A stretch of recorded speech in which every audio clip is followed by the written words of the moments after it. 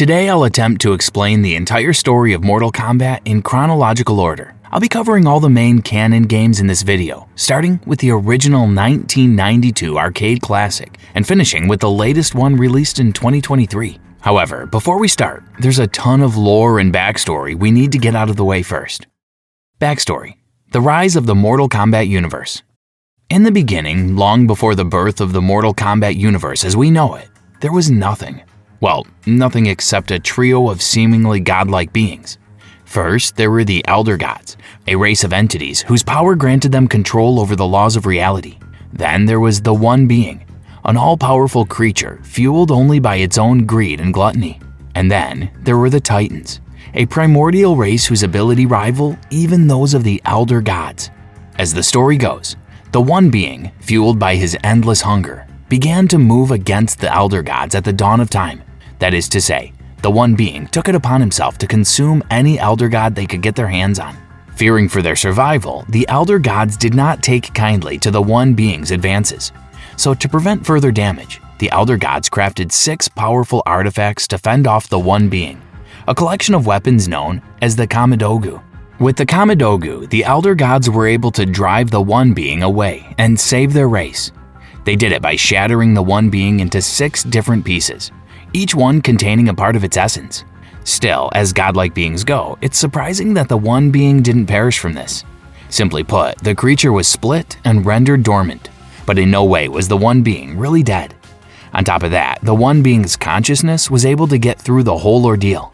So yeah, the deity was still around, although it couldn't do as it pleased anymore. As it turns out, the One Being's split essences would be the basis from which the Mortal Kombat would be born. These 6 fragments eventually transformed into the universe's main realms, and as time passed, would be home to its various champions. First among these realms is Earthrealm, a dimension that closely resembles the real world.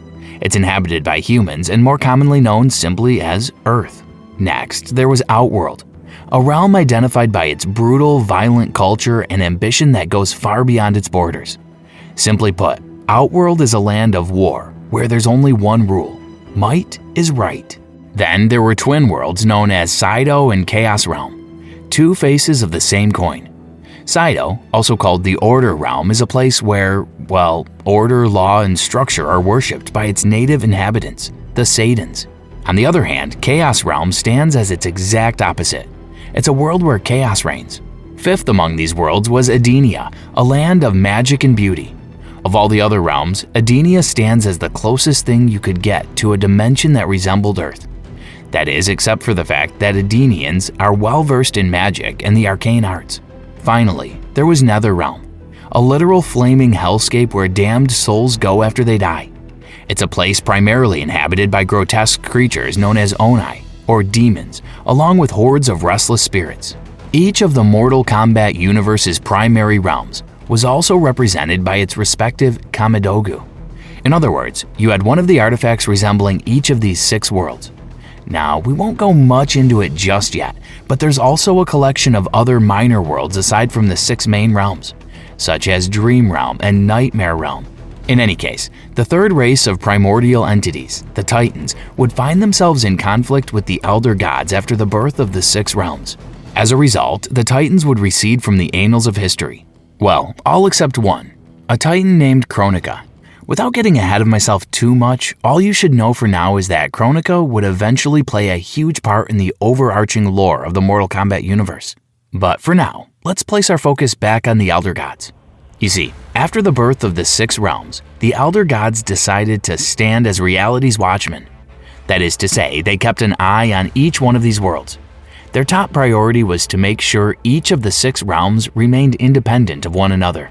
And should any one of them decide to invade the other without going through the necessary process, the Elder Gods had the right to intervene. Some time would pass and the Elder Gods would come to realize that not all of the 6 realms were created equally, and some of them proved to be more unruly than the others. Specifically, the Elder Gods knew that of all the 6 realms, Outworld was the one that was most likely to attempt an aggressive takeover of its neighboring worlds. To make sure that the balance of power among the 6 realms would remain, the Elder Gods installed a divine rule that would at least slow down Outworld's intentions to invade the other worlds. This divine rule involved a sacred competition between champions from each of the 6 realms, a contest that would determine each world's destiny. It's held every 50 years, and this contest is what would eventually be known as Mortal Kombat. As far as Mortal Kombat's rules go, any champion who wins a single tournament would be granted extended youth. Specifically, anyone who wins one Mortal Kombat event won't age in the next 50 years. In other words, they would be the same age until the next Mortal Kombat competition rolls around and the champion defends their title. On top of that, the Elder Gods had made sure that the law of Mortal Kombat was absolute. Once you've been chosen to participate in it, there's no way you could back out of the competition. On the other hand, it's nice to know that there's also a rule in place where participants of the competition aren't allowed to sabotage their rivals outside of the event. However, most importantly, there's the Mortal Kombat win streak rule. As far as the lore goes, any realm that wins 10 consecutive Mortal Kombat tournaments will have the opportunity to rule over the realm that they've defeated. So, all in all, it would take a realm like Outworld at least 500 years before they could invade any other dimension. Somewhere along the way, a fabled race known as the Dragons would emerge within the Mortal Kombat universe. Dragons were lauded, worshipped even, because they believed they were direct descendants of the Elder Gods. As a matter of fact, dragons were held in such high regard in times past that their influence rivaled those of the gods themselves. Now, just to make things clear, there's a difference between Elder Gods and regular gods. Elder Gods are these primordial entities that have existed long before the creation of the 6 realms. On the other hand, you had regular gods. They also held power over the laws of nature. However, they're not remotely as powerful as their Elder God counterparts. For one, gods only have power within the realm in which they reside. Also, they're technically unable to participate in the Mortal Kombat tournaments unless they take advantage of a loophole within the rules, which involves a god taking on a mortal form. Now, gods are usually installed as protectors of their respective realms. A good example of this would be the classic MK character Raiden, who isn't just the god of thunder, but also the designated guardian of Earthrealm itself. In any case, dragons came into existence at some point in Mortal Kombat's history. Apparently, Outworld was once populated by this race, but then they quickly disappeared for unknown reasons. However, back then, not every dragon's left Outworld. One remained, a dragon who went by the name Onaga. You see, true to his Outworld roots, Onaga had the interesting idea of ruling over his own realm. So instead of packing things up and going with his other dragon bros, Onaga decided to stay in Outworld and master his abilities there, all in the hopes of one day using them to rule over the entire realm. And as luck would have it, Onaga got what he wanted. Using his immense powers and strength, Onaga eventually took control of Outworld to become its Dragon King. Make no mistake though, some good came of this turn of events. You see, prior to Onaga's rise to power, Outworld was a fragmented realm ruled over by various petty kings and leaders. But when the Dragon King arrived, he managed to unify all of Outworld under his rule, turning the realm into a single powerful force. Onaga also managed to stop the Netherrealm's plan to take over the Outworld. The thing is, Netherrealm was actually trying to finesse its way into Outworld in order to eventually rule over it. And they did this by using Outworld's native Kafala Warlocks. The Kafala Warlocks were Outworld's premier magic users. As such, they were in a position to influence and manipulate the various petty kingdoms within the realm, all to seed chaos and dissent. The plan was to eventually soften up Outworld enough to allow Netherrealm to take over their dimension. But before that could happen, the Kafala Warlocks and Netherrealm's schemes were exposed by Onaga. This resulted in the extinction of the Kafala Warlock Order. It happened just in the nick of time too, as Netherrealm had already sent out its invading army to Outworld by this point. Knowing the threat at hand, Onaga managed to rally the various independent kingdoms and tribes of Outworld to mount a counteroffensive against Netherrealm's forces. And it ultimately worked. Netherrealm's plans to rule over Outworld failed, and they were driven back by Onaga's newly unified Outworld kingdom. The Dragon King didn't stop there, because let's not forget, he's still an Outworlder, and Outworlders aren't the good guys.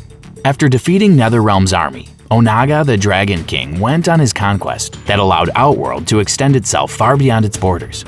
With the help of his loyal army and an artifact called Onaga's Heart, which had the ability to bring the dead back to life, Onaga had an unlimited supply of bodies to help him with expanding Outworld.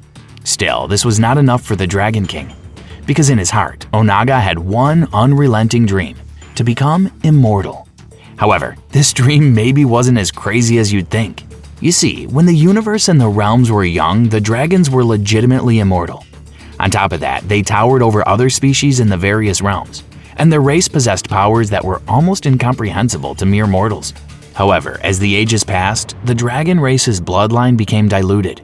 Gradually, they became more and more assimilated into the universe, which ultimately weakened their powers and turned their once immortal race into long-lived but all too mortal creatures. So, Onaga wanted to become immortal to pretty much turn himself into the OG dragon. That is to say, to allow him to become as close to the original version of what his race once represented. To do this, the Dragon King commanded his minions to perform a ritual that would allow his soul to enter the unborn dragon of pure blood inside the last known dragon egg. Witnessing all of this, the Elder Gods feared that Onaga's ambitions might tip the balance between the realms. Not only that, but they also noticed how much of a threat to the Elder Gods themselves Onaga has become. So, before the ritual that would put Onaga's soul inside the dragon egg could be completed, the Elder Gods appointed the Dragon King's greatest general, Shao Kahn, to be the new guardian of Outworld. Of course, Shao Kahn had goals of his own.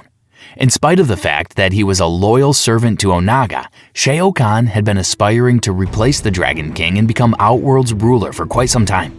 So, it did not take long for Shao Kahn to eventually make his move and poison Onaga, which then allowed him to cement his place as Outworld's new ruler. The difference is that Shao Kahn didn't exactly share the same aptitude for dominion that Onaga possessed during his lifetime. Whereas the Dragon King managed to unite all the petty kingdoms of Outworld under one banner, Shao Kahn was only successful in seizing power and nothing more. That is to say, Outworld once again became a collection of independent tribes, which ultimately led to another age of perpetual war and chaos. Little did Shao Kahn know that Onaga, despite having lost his life, was still laying in the cut, biding his time to get revenge on his treacherous general and get back everything that was taken from him. However, despite Outworld being in chaos, Shao Kahn's forces were strong and formidable enough to conquer other realms similar to what Onaga had done. Now, one particular major realm that Shao Kahn absolutely had the hots for was Edenia.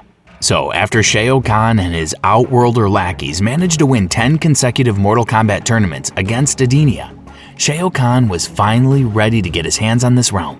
Although Edenia had initial successes in fending off the invaders, Shao Kahn would ultimately have his way with the realm.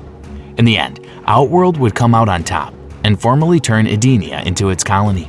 And just to add insult to injury, Shao Kahn would not only take out Jared, the king of Edenia, by his own hand, but the Outworlder Emperor would also claim Jared's wife, Sindel, as his own queen. The hits don't stop there either, as Shao Kahn would also adopt Sindel and Jared's young daughter, Princess Kitana. Kitana would grow up thinking that Shao Kahn was her real father, and would pretty much serve as Shao Kahn's personal elite assassin. Somewhere else, an entirely different threat was creeping in the MK universe.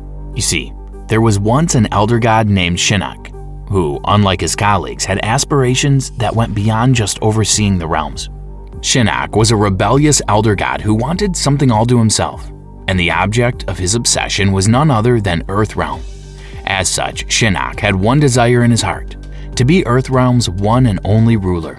However, Shinnok was also well aware that any elder god attempting to tip the balance of the universe, much less straight up entering one of the realms, is equal to treason. He knew that the other elder gods would instantly know what he was up to should he try and pay Earthrealm a visit. So, to fix the problems that came with this rule, Shinnok created for himself an artifact, a powerful amulet created specifically to augment his already fearsome powers. He then softened up the barriers separating the realms and promptly began his conquest of Earthrealm. As you'd expect, a war ensued between Shinnok and his fellow elder gods. Not only that, but the guardian of Earthrealm, Raiden, bitterly opposed Shinnok's unholy mission. So the war between Shinnok and Raiden raged, and when it reached its inevitable climax, Raiden had a difficult choice to make. Either he'd save Earthrealm from Shinnok's clutches in exchange for the lives of the Saurians, who were in Earthrealm, or Raiden could choose to preserve the Saurians' lives, but they'd end up as slaves to Shinnok. In the end, Raiden made a hard call and chose to sacrifice Earthrealm's inhabitants to stop the mad Elder God. With the help of the other Elder Gods, Raiden also took Shinnok's amulet. And for the disgrace he had brought upon their race, the other Elder Gods revoked Shinnok's status as part of their ranks. Finally, Shinnok was exiled to the deepest bowels of the Netherrealm, where he was damned to remain for all eternity. It was a victory for Raiden, the Elder Gods, and Order in general, but it came at a high cost. For one, Earthrealm's native species, the Saurians, were nearly wiped out from existence. More concerning was the fact that Shinnok had permanently weakened the barriers protecting each realm from one another. For a time, Shinnok would be a prisoner within the Netherrealm, and while there, Netherrealm's ruler himself, Lucifer, meted out unimaginable horrors on the disgraced Elder God. All hope was lost for Shinnok until, as if by chance or fate, he came face to face with a native sorcerer from the Netherrealm named Quan Chi. You see, Quan Chi had this seemingly unique ability to jump from one realm to the next as he pleased. And like Shinnok himself, Quan Chi was also quite an ambitious sorcerer. From there, Shinnok and Quan Chi would form a partnership. Together, they would mount a rebellion against Netherrealm, effectively dethroning Lucifer and allowing Shinnok to take this dimension for his own. Meanwhile, he showed his gratitude to Quan Chi by gifting him with more supernatural powers. In addition to that, Quan Chi was also appointed as Netherrealm's arch-sorcerer within this new unholy regime. Still, the Netherrealm was far from the consolation prize that Shinnok had wanted. In fact, one could even say that he was taking no consolation prizes, because he only had one goal in mind, Earthrealm, and he would stop at nothing until it was finally his. Mortal Kombat Mythologies, Sub-Zero. In the following years, Outworld pretty much established a dynasty within the Mortal Kombat tournament. Its champion, the Shokan warrior known as Goro, has reigned over the contest for centuries, racking up victory after victory for his native dimension, which in turn brought Outworld closer to taking over Earthrealm. In fact, one of Goro's most notable victories in the MK tournaments came when he took out Earthrealm's champion, the great Kung Lao, some 4 centuries prior to the start of the series. And if that wasn't enough, the Outworlder sorcerer, Shang Tsung, added insult to injury by trapping the great Kung Lao's soul after his defeat. Gaining hold of the great Kung Lao's soul allowed Shang Tsung to eventually discover the whereabouts of an artifact called the Map of Elements, which pinpoints the exact location of Shinnok's powerful amulet. This information allowed Shang Tsung to come to an agreement with Shinnok's right-hand man, Quan Chi. Specifically, Shang Tsung wanted to resurrect the late wife of Shao Kahn, Sindel. A bargain was struck and Shang Tsung would hand over the location of the Map of Elements to Quan Chi. However, upon reaching the artifact, Quan Chi also found out that the map was guarded by elementals, which prevented him from coming into contact with it. Knowing that there was no way he could acquire the artifact directly, Quan Chi came up with the idea to send a human into the temple that housed the Map of Elements, have them defeat the Guardians, and ultimately retrieve the map for them. And so, we move the clock forward to just before the events of the first chronological Mortal Kombat game. In the series' first ever chronological tale, we discover that Quan Chi hired a human warrior named Sub-Zero to retrieve the Map of Elements for him. Now, Sub-Zero, whose real name is Bi-Han, belonged to a clan of warriors known as the Lin Kuei. Unknown to him, Quan Chi hedged his bets and decided to hire another party to retrieve the powerful artifact in case Sub-Zero himself failed to do so. This other guy happens to be Hanzo Hasashi, aka Scorpion. Now, Scorpion was also part of a formidable warrior clan called the Shirai Ryu, which happened to be the Sub-Zero clan's rivals. Eventually, Sub-Zero and Scorpion would cross paths in the middle of their respective quests to look for the amulet and ultimately come into direct conflict with each other. The ensuing scuffle ended with Bi-Han taking Scorpion's life. From there, Sub-Zero would go through the motions and eventually obtain the Map of Elements, and then hand it over to Quan Chi. Pleased with his work, Quan Chi rewarded Sub-Zero by eliminating any and all Shirai Ryu clan members. Unknown to them, Scorpion's soul was still active somewhere in the Netherrealm, and after catching wind of what had happened to his clan, Scorpion wanted revenge, with his main target being Sub-Zero himself. As for Sub-Zero, Quan Chi would then hire him for another task. This time, the warrior was tasked with following the Map of Elements and finally retrieving Shinnok's amulet. Eventually, Sub-Zero would do a bang-up job yet again and secure the amulet. Quan Chi would then reveal the true purpose of the amulet when Sub-Zero handed it to him. The short of it is that Shinnok needs the amulet to be able to travel to and from the Netherrealm as he pleases. On top of that, the amulet also allows Shinnok to take control of any realm he desires. Things seem to be taking a turn for the darker at that point, But then, Shinnok's old rival and Earthrealm's guardian, Raiden, appeared just in time to intervene. After reprimanding Sub-Zero for pretty much being Quan Chi's lackey, Raiden managed to convince him to fix the damage that his actions had done.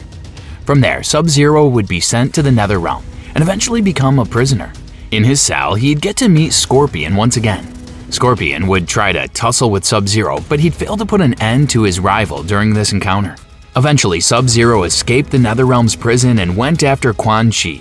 Prior to reaching the Sorcerer, however, Sub-Zero had to contend with Quan Chi's elite guards. He took all 3 of them out, but he spared the life of the guard named Serena. It was a good call too, as Serena would help Sub-Zero take down Quan Chi shortly after. This is not where this tale ends though, as Shinnok would finally reveal himself to Sub-Zero after Quan Chi's fall. The disgraced Elder God then took Serena's life, which effectively banished her soul deep within the Netherrealm. In this climactic confrontation, Sub-Zero was able to take the amulet away from Shinnok and retreated to Earthrealm with Raiden's help. But then a big twist comes when we discover that the amulet Sub-Zero took from Shinnok was actually a fake. In truth, Quan Chi secured the original amulet for himself and gave his master Shinnok the fake one. Back on Earth, Sub-Zero would return to his clan where the Lin Kuei Grand Master would introduce him to Shang Tsung. As for the reason he's there, well, Shang Tsung has an invitation for Sub-Zero, and it's for an event called Mortal Kombat. And with that, we finally get to the story of the first ever Mortal Kombat game, released in 1992. As we've already mentioned, this particular MK tournament happens at a time when Goro, the powerful Outworlder prince, has managed to rise through the ranks and become its reigning champion for 9 consecutive events. Now, if you remember, the Elder Gods made it so that any realm that manages to win 10 consecutive NK tournaments would be allowed to take over the realm that they've defeated. And in about half a millennium of Mortal Kombat, Outworld was just one single tournament away from taking control of Earthrealm. To further put things in perspective, the events of this game happen approximately 2 years after the events of Mortal Kombat Mythologies Sub-Zero. Now, the first MK game is, for all intents and purposes, what opened up our world to this whole fictional universe. It introduced characters who would each go on to become icons in their own right, such as Sonya Blade, Johnny Cage, and Kano, just to name a few. But perhaps the central figure of this story, the closest thing we have to a primary protagonist, is none other than the Shaolin warrior, Liu Kang. As Mortal Kombat canon goes, Liu Kang participated in the Mortal Kombat tournament with the specific goal of preventing Goro from grabbing his 10th consecutive title. The long and short of it is that Liu Kang is the so-called Chosen One. Of course, not everyone joined this competition for that reason. For example, Scorpion participated in this contest with one mission: to get his hands on Sub-Zero as retribution for his clan. Another notable participant in this tournament was Raiden himself. If you remember, gods are generally forbidden from entering the tournament, but there's a loophole that allows them to join as long as a god takes on a mortal form. Well, Raiden did just that after a bit of prodding from Shang Tsung. When all was said and done, Liu Kang ended up as this Mortal Kombat tournament's champ, after taking out all the opponents in front of him, specifically both Goro and Shang Tsung. This turn of events then effectively prevented Outworld from taking over Earthrealm. Make no mistake though, this is far from happily ever after. In fact, this was just the beginning of a saga that crosses the boundaries of space and time. Mortal Kombat 2. Anyways, not long after that, Shang Tsung would retreat to his native realm, Outworld, and give his master, Shao Kahn, the bad news. Of course, Shao Kahn did not take kindly to this. So in true Outworld fashion, Shao Kahn was just about ready to give his sorcerer underling the death sentence. However, Shang Tsung used his wits to try and prevent this from happening. To be specific, Shang Tsung went on to convince Shao Kahn that they could still get what they wanted using the Mortal Kombat tournament. Shang Tsung then goes on to explain that he believes he only lost because Liu Kang had a home court advantage. So Shang Tsung decided to propose the next MK tournament to be held within Outworld instead. This way they'd have a home court advantage, which will ensure their victory. In any case, whether the home court was actually a problem or not, Shao Kahn would approve of this proposal. In turn, he'd allow Shang Tsung to reclaim his powers to organize this upcoming event. On the other hand, Raiden would eventually be notified of this and would gather Earthrealm's champions, made up primarily of previous participants in the tournament, like Sonya Blade, Johnny Cage, and the reigning champ Liu Kang. Fast forward to the next tournament, same as before, Liu Kang would win, and this time he won the whole thing in an even grander fashion, as he took out not only Shao Kahn himself, but even the extremely powerful centaur-like warrior, Kintaro. In addition to that, this particular tournament also saw Edenia finally freeing itself from Outworld's rule, which then effectively allowed it to become an independent realm after millennia of being ruled by a foreign dimension.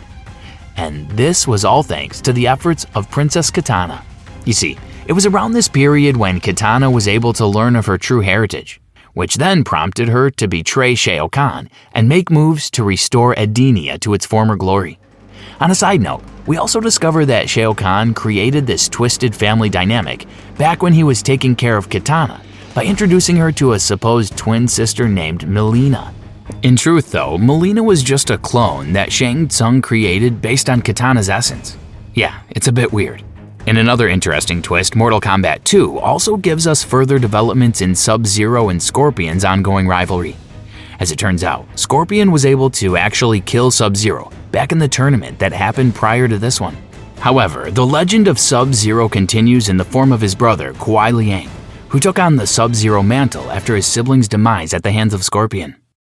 Mortal Kombat 3.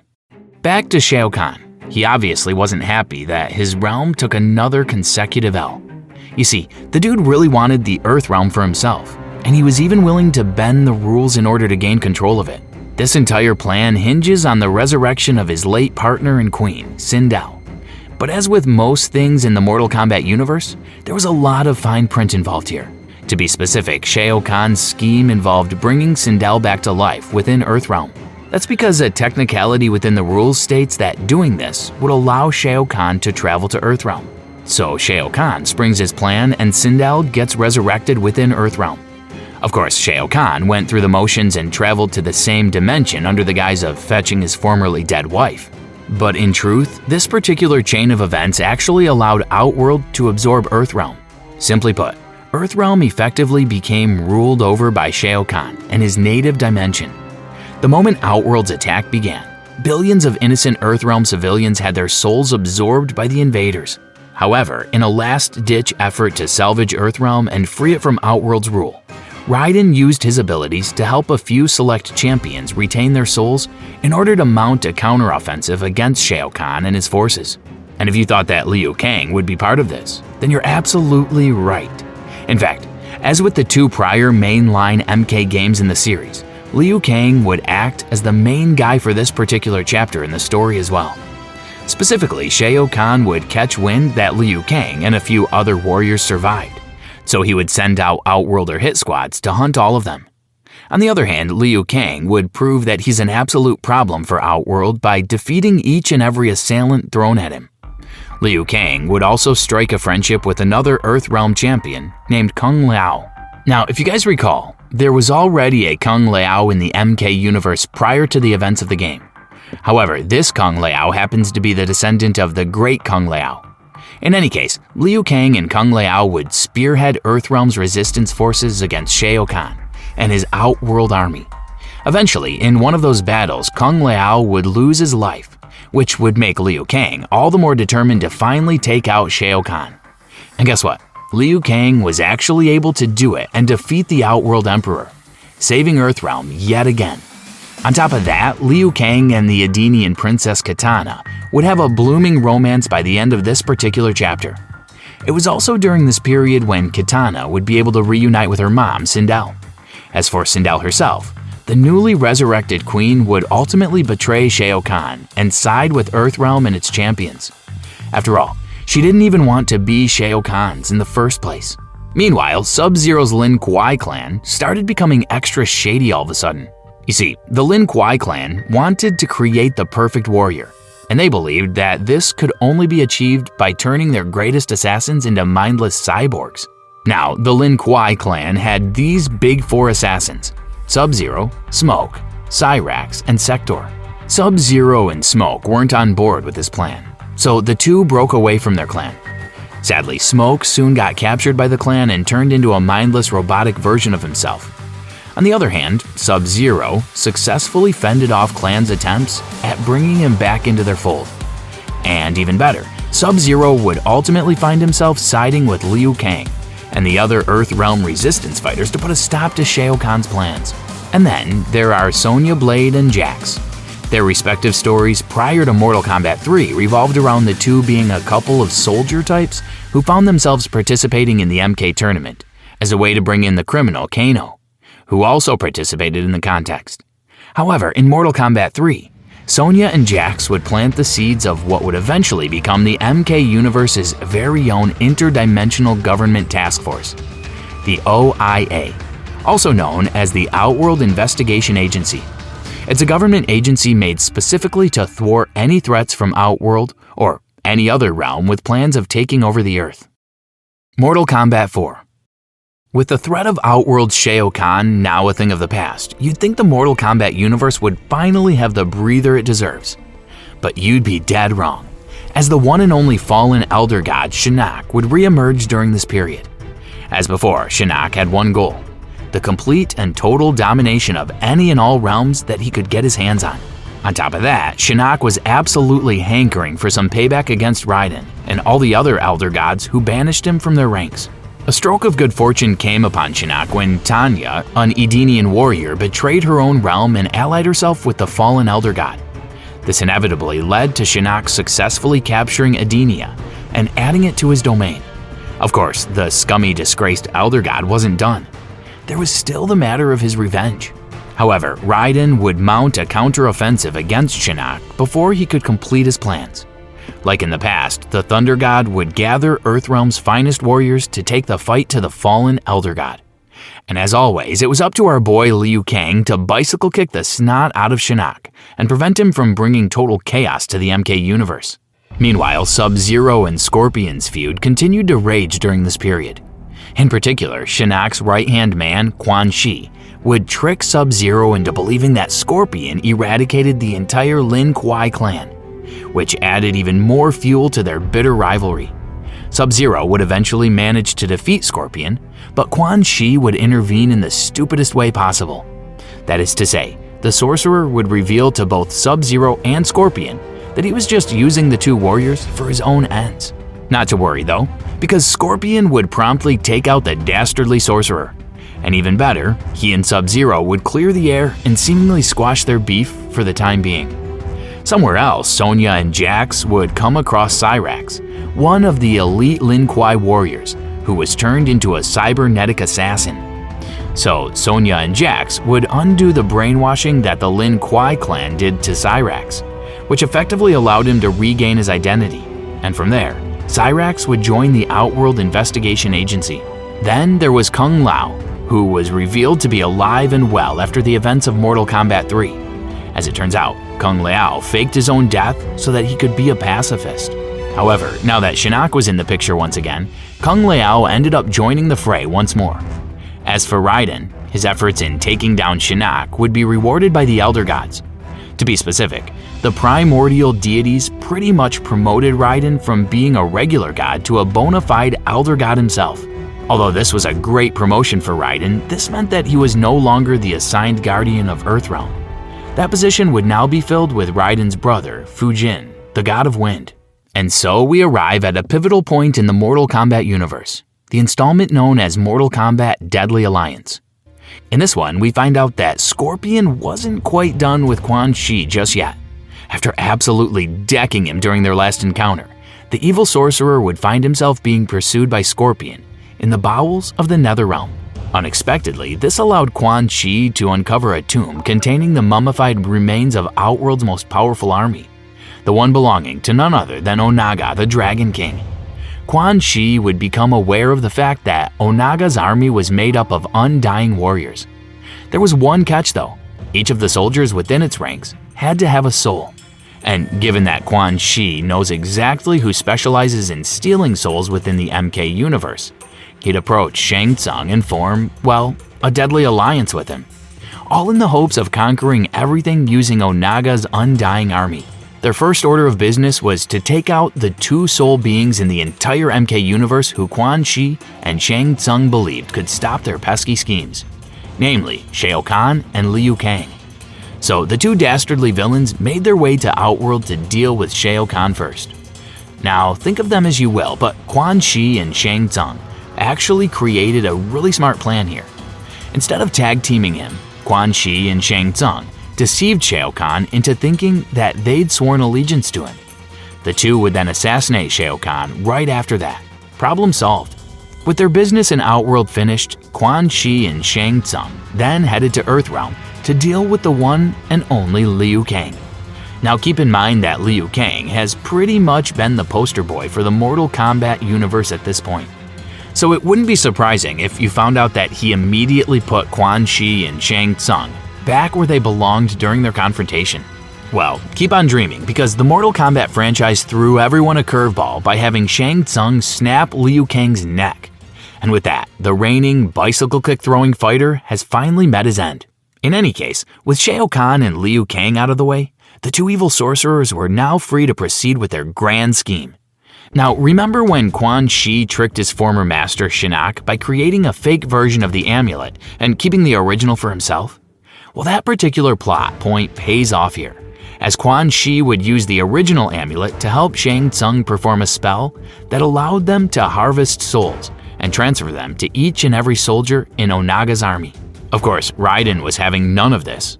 The problem was that he was now forbidden from interfering with the realms since he was now a bona fide elder god. However, the MK universe would be nothing if not for characters finding loopholes in their world's rules. Although Raiden was unable to directly take action against the two sorcerers, he did what he does best: act like the genius general he is and form yet another team made up of Earthrealm's finest warriors. This includes the likes of Sub-Zero, Frost, Sonya, Jax, Kung Lao, Johnny Cage, and Kitana, among others. However, without Liu Kang, Raiden's plan didn't go so well. So brace yourself.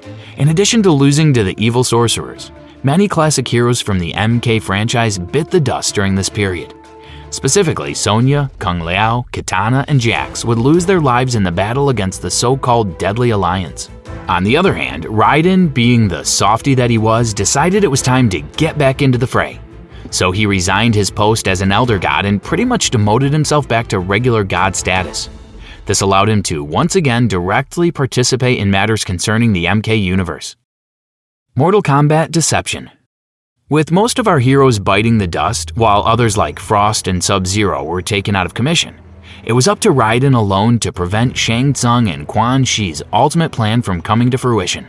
So the Thunder God went with the old-fashioned way, challenging the two evil sorcerers in an officially sanctioned Mortal Kombat bout. Raiden would fight the Deadly Alliance on his own, and although he initially seemed effective, Quan Chi and Shang Tsung were just too much for him to handle. In the end, Raiden was taken down like all the other Earthrealm defenders. However, in an interesting twist, Quan Chi and Shang Tsung proved that they're both just evil scumbags, and they would actually turn against each other. This happened because Shang Tsung wanted Shinnok's amulet for himself without the need for a middleman like Quan Chi. But as always, Shang Tsung bit off more than he could chew, and Quan Chi ended up handing him his butt.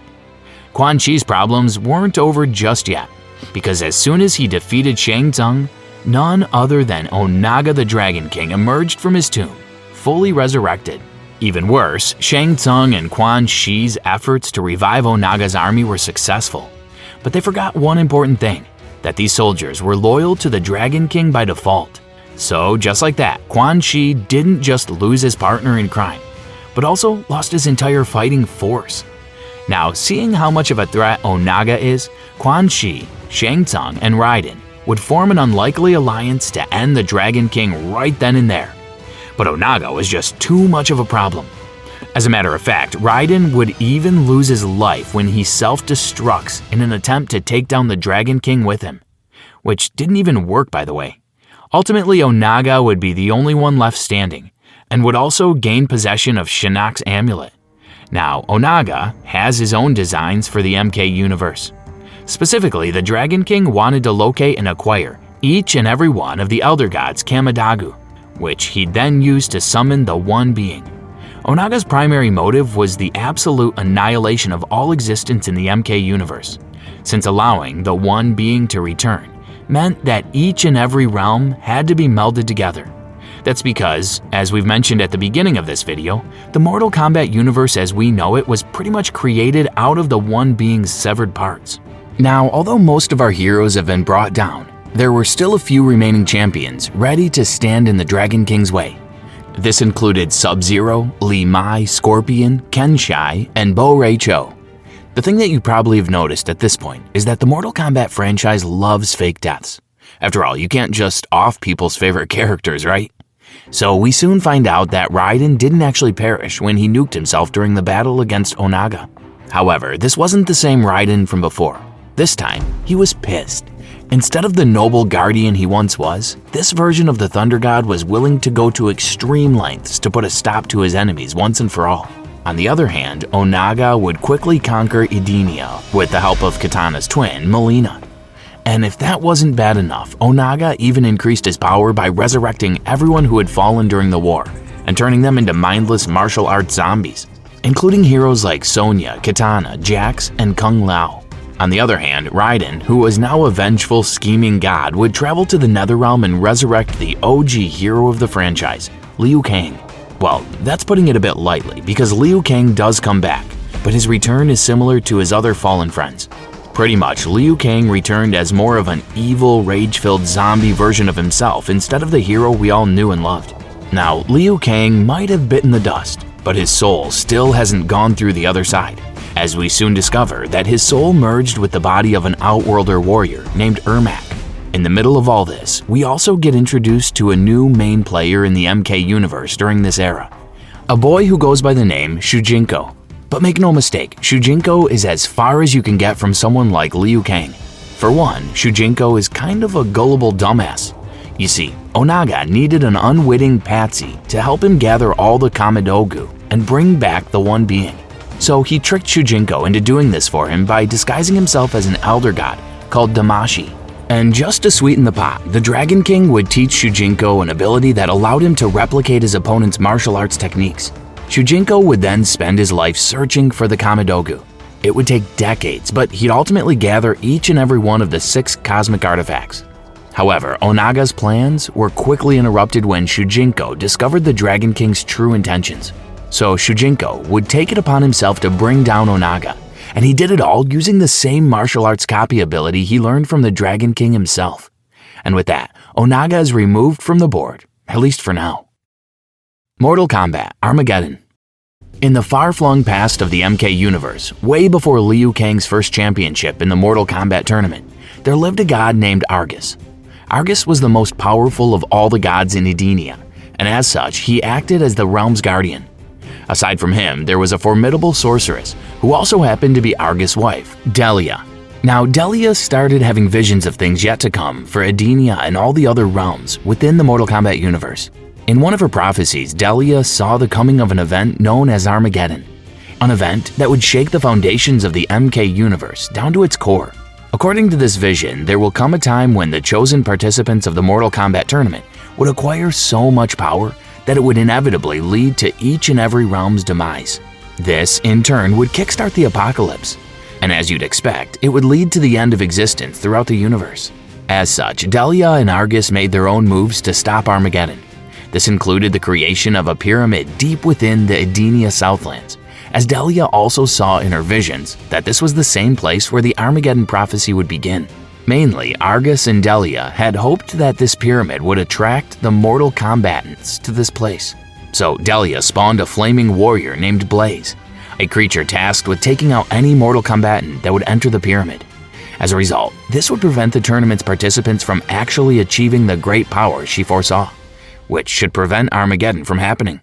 On the other hand, Argus and Delia had varying opinions on how to properly stop Armageddon. To Argus, only the complete and utter elimination of each and every Mortal Kombat participant was key to preventing it. But Delia didn't quite agree with this. Instead, she believed that it was possible to prevent Armageddon from happening without taking the lives of these warriors. So she proposed to depower them instead. To settle the debate between husband and wife, Argus and Delia decided to pit their children, Taven and Dagon, each against each other. Specifically, Argus and Delia created this bet where whoever between their 2 kids defeats Blaze would become Edenia's new protector, all the while preventing the Armageddon prophecy from becoming reality. On top of that, this bet involved both Taven and Dagon acquiring one of two holy suits of armor from Earthrealm. As the story goes, one of these suits represented the destruction of each and every Mortal Kombat participant, while the other represented the loss of their powers. But here's the thing. Unknown to either Argus or Delia, there was a problem with their plan. In truth, there was a third possibility that might happen regardless of their attempts to prevent Armageddon. Instead of either depowering or eliminating the Mortal Kombatants, there was a chance that they'd ultimately end up with a power boost. And even if this increase in power failed to bring forth Armageddon, it would still cause an imbalance within the fabric of time and space. One particular entity was actually hoping for this, and it happened to be none other than the Titan Kronika herself. I told you she'd become important at some point. Now keep in mind that Kronika won't make herself known to the wider MK universe until later. But it is worth noting that despite being an unseen force, this Titan was very much active behind the scenes ever since the early days of the Mortal Kombat universe. Regardless, according to Kronika's own schemes, upsetting the natural order within the MK universe would open up an opportunity for her to pull off her grand plan, for chaos to reign over everything. But let's get back to more pressing matters. Argus and Delia pushed through with their little gamble. First, they'd send both of their sons to Earthrealm, where they would be put in stasis. Then they tasked a couple of Edenian guardian dragons named Karo and Orin to awaken each of the brothers when it came time for them to begin their respective missions. Now fast forward to the present day, and the dragon Orin awakens Taven from stasis to let him know that his and Dagon's quest has begun. On the other hand, Taven first wanted to be granted an audience with his father, so he traveled to Argus Temple. There, Taven discovered that Argus Temple had been abandoned. Instead, his dad left him and his brother a message, which pretty much states the rules of their mission. You know, that whole deal about beating Blaze to determine who would become Edenia's new guardian. Anyways, Taven would then pay his mother's temple a visit in order to claim one of the holy suits of armor that Delia had left for her boys. However, Taven arrived there only to find out that Sub-Zero and the Lin Kuei clan had turned the temple into their base of operations. A fight ensued between Sub-Zero and Taven, with Taven coming out as the victor. He'd then grab his armor, and even better, he would form an alliance with Sub-Zero after learning about the faction called Red Dragon.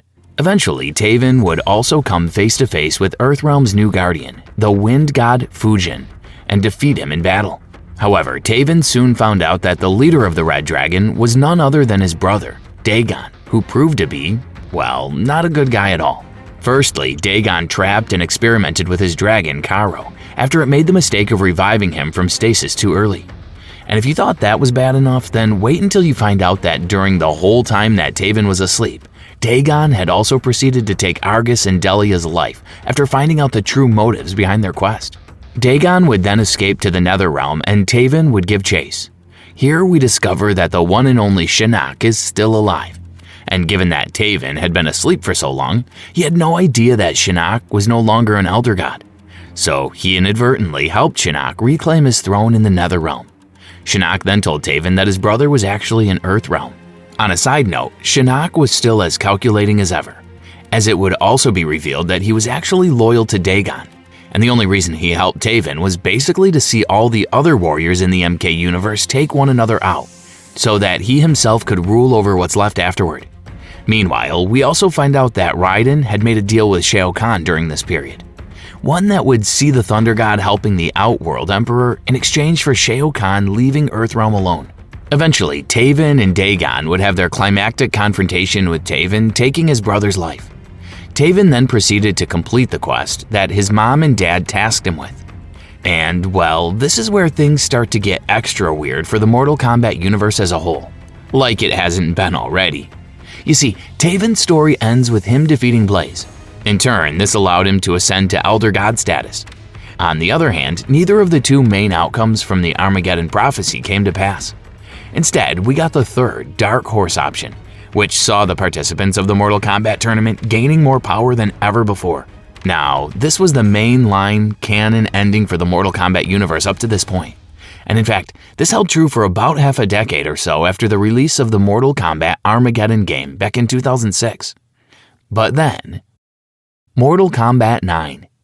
In 2011, the 9th installment of the MK franchise was released. This game was simply called Mortal Kombat, similar in name to the first ever game released in the series. And there's a reason for that. On a side note, I'll be referring to this game as Mortal Kombat 9 instead, for the sake of clarity. With that said, Mortal Kombat 9 upends the universe's status quo by erasing the ending of Taven's story from MK canon. Instead, it would be revealed that Taven actually lost his life to Shao Kahn during the climactic battle in Mortal Kombat Armageddon. After that, in this new timeline, Shao Kahn then defeated Blaze, which effectively gave him the powers of an Elder God. But Shao Kahn was not alone, as it would also be revealed that he and Raiden were the only warriors left standing when all was said and done.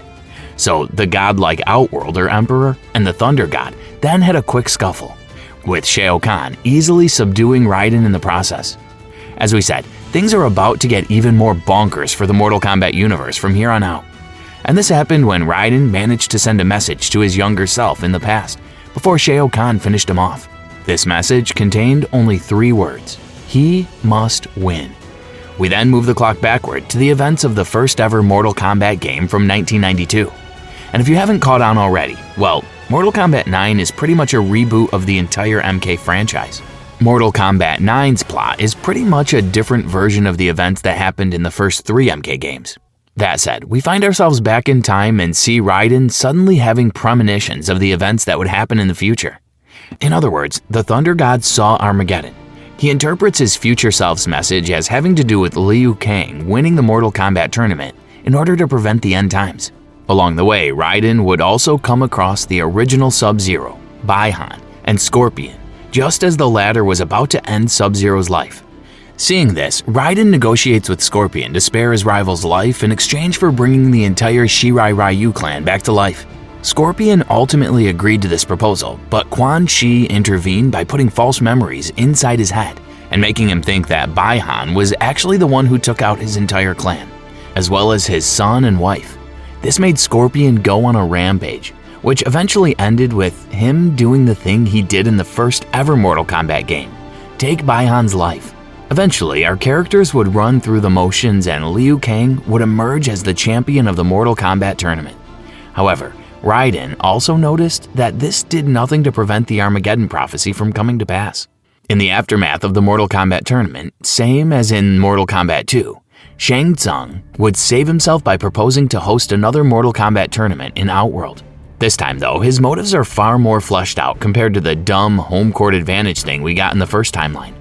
Specifically, Shang Tsung made a bet that Outworld would perpetually avoid hostilities against Earthrealm if its warriors won this tournament. On the other hand, if Outworld wins, then Earthrealm would fall under Shao Kahn's control. Raiden would ultimately agree to this proposal. It's here in this particular tournament that we get to see Bi-Han's brother, Kuai Liang, take on his fallen sibling's mantle of Sub-Zero. In addition to that, the new Sub-Zero would also be aided by his friend Smoke to go on a quest of revenge against Scorpion. We also learn that in this new reality, the Lin Kuei clan has already made their cybernetic assassins, namely Cyrax and Sector, who were then given the mission of retrieving Sub-Zero and Smoke so that the clan could also turn them into mindless cyborg assassins. Now, if we remember, Smoke actually ended up getting caught by the Lin Kuei in the original timeline. This time, however, Raiden would intervene and save Smoke from being cybernetically enhanced. The problem is, it was Sub-Zero who would end up getting taken back to the clan and experimented on. Meanwhile, the Edenian princess Kitana, who at this point was still loyal to Shao Kahn, ended up betraying her adoptive father in order to side with Earthrealm's champions and search for Melina, her sister clone. Oh, and Kitana would pair up with another Edenian she-warrior named Jade as well. Mortal Kombat 9 then further diverted from the original timeline when Raiden chose Kung Lao to be Earthrealm's champion in this particular Mortal Kombat tournament, instead of our OG hero Liu Kang. For what it's worth, Kung Lao did a great job, as he ended up winning the whole thing after taking out the likes of Shang Tsung, Kintaro, and Quan Chi. However, just as Kung Lao was taking his victory lap, Shao Kahn would do him dirty by literally stabbing him in the back and taking his life. Enraged after seeing his friend brutally taken out like that, Liu Kang charged at Shao Kahn and gave him an epic beating that ultimately saw the Outworlder Emperor almost falling by Liu Kang's hand. Still, there was a bigger problem at hand, as Raiden realized that none of his efforts had amounted to anything. That is to say, his visions of Armageddon were still threatening to end all of existence as he knew it. Another interesting twist we get here is that Quan Chi has become the ruler of the Netherrealm in this reality. As a matter of fact, it was actually he who was responsible for bringing Shao Kahn back from the brink of death after Liu Kang gave him a beatdown. From there, Quan Chi and Shao Kahn would form an alliance, with Quan Chi using his powers to resurrect Shao Kahn's late wife, Sindel. As with the original timeline, Sindel's revival meant that the barrier between realms would weaken, so this allowed Shao Kahn to directly invade Earthrealm. In response, Raiden formed a team made up of Johnny Cage, a cop named Stryker, and a reformed criminal named Cabal, in order to fend off Shao Kahn and his Outworld armies. A great battle ensued between the two factions, which saw Shao Kahn granting Sindel a power boost after pretty much feeding her with the souls that his underling had gathered. In the middle of all this, Liu Kang and Raiden would pay the Elder Gods a visit in order to plead for help against Outworld. However, the Elder Gods are a bunch of sticklers, so they deny Liu Kang and Raiden's request. According to them, Shao Kahn's attempted invasion is perfectly within the rules of the MK universe. The only way they would intervene would be if Outworld forcibly fused itself with Earthrealm without winning the required 10 Mortal Kombat tournaments. You can look at it this way. As the Elder Gods put it, declaring or engaging in war against other realms is all good, and it's only illegal if you actually formally declare that you're invading another realm. So yeah, this proves that the Mortal Kombat franchise isn't just full of red liquid coming out of its characters' bodies whenever they fight. It's also full of very dumb, crazy, and confusing rules. Anyway, back to our story. The war between Outworld and Earthrealm raged on, and given Sindel's newly found power boost, she was able to take out numerous champions that got in her way, such as Stryker, Jade, and Jax, just to name a few. Sindel was just about to take out her own daughter, Kitana, when another Earthrealm champion and Native American warrior named Nightwolf came to her rescue. However, this came at a cost because Nightwolf quickly lost his life to Sindel. On the bright side, Nightwolf's efforts actually managed to take out the maddened Edenia Queen. Now, Nightwolf's whole heroic sacrifice would have been more epic if it actually saved Kitana's life. But it didn't really, as Kitana would also succumb to her injuries soon after. And with that, only 4 champions remained on Earthrealm's side: Raiden, Liu Kang, Sonya Blade, and Johnny Cage. Knowing that there was no way they could win a battle against Shao Kahn and his Outworld armies, Raiden instead decided to go the diplomatic route. So the Thunder God tried to cut a deal with Quan Chi. He pretty much offered his allegiance in exchange for all the souls of the fallen Earthrealm champions. On top of that, Raiden also pledged his own soul to Quan Chi in case he lost his life fighting Outworld.